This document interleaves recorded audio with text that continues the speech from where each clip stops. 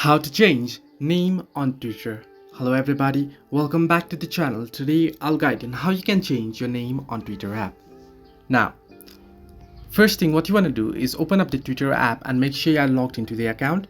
To change your name, all you need to do is tap on the profile icon at the top left corner of your screen and then head into profile option, and on profile option tap on edit profile option and you can see your name right here. Erase your previous name and then type in your new name that you want, and simply tap on the save option that you can see at the top right corner of your screen and your name will be changed.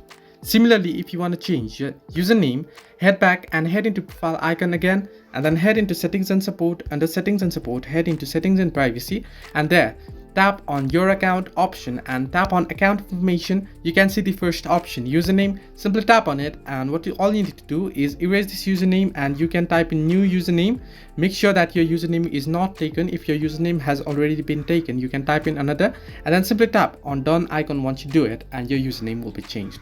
So this way you can change name on Twitter. Hope this helped you. Do like and subscribe, and do not forget to leave a comment down below if you have any further issues.